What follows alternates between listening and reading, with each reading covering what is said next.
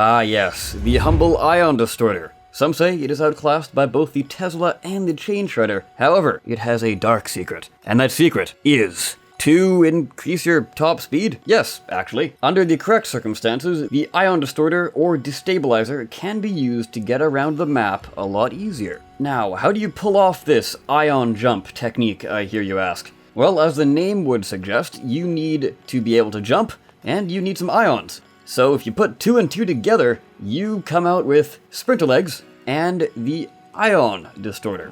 So you will need either the Ion Distorter or Destabilizer, preferably at nominal fire rate, and either the large or small Sprinter Legs. Strap these on a bot. Other weapons or parts are optional. You do not need hovers. Hovers will mess this up actually. And you will need to make sure that your bot is light enough in order for you to still be able to do the long jump feature.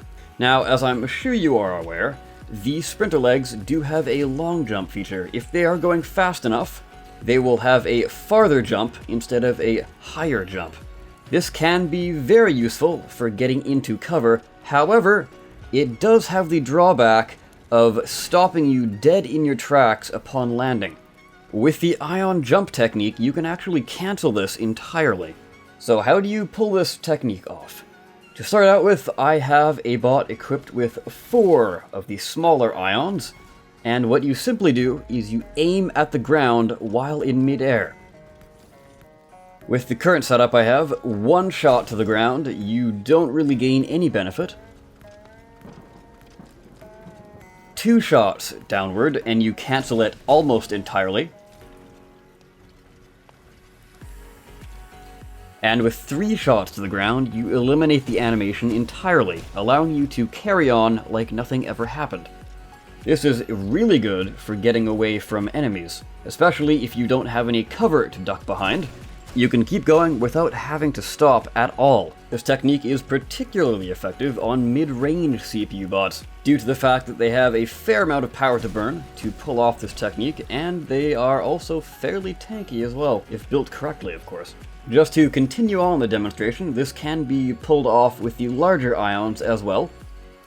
1 shot to the ground eliminates the animation almost entirely, is basically equal to 2 of the smaller ion shots, and 2 of the large ion shots eliminates the animation entirely and allows you to carry on at full speed, just like 3 shots of the smaller ions. And next up we have a side-by-side demonstration. This is to give you a better idea of what exactly the technique is capable of, basically comparing it to what the others are not capable of, i.e. how fast you're going to traverse the map. As you can see, all of them start from the same point, and on the left we have the Ion Jump technique, in the center we have the regular jumping, and on the right we have just running. So there we have it. The results do show that the Ion Jumping is a fair bit faster than either of the other two. Interestingly enough though, running is even faster than just regular jumping, which is something that I already figured, but I kept getting told otherwise, so that kind of disproves that. At the very least, it is pretty unnoticeable, so other factors could play in, and both running and jumping could be faster or slower depending on certain things. Going uphill and downhill certainly helps. But the Ion Jumping is a fair bit different than the other two. This is 16.6 seconds, as opposed to the jumping, which is 18.8, and running, which is 18.53 seconds. So jumping is around 1% slower than running, and Ion Jumping is about 10% faster than running. So there is the data when it comes to testing, but what exactly is the Ion Jumping technique used for? Is it going to be that widespread? Well, for those of you who are packing ions and sprinters, yes, it is a very, very valuable technique, and it certainly gives a bit more of a perk to actually using ions. Obviously though, with the rather large CPU cost of both of the ions, even the smaller ones, it's not exactly something you can strap onto any bot.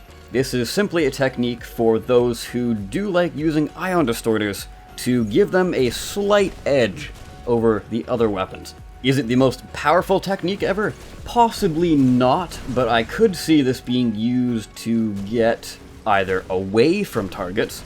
I've had my life saved by doing this technique before. And also, jumping towards targets is also something that is very, very useful.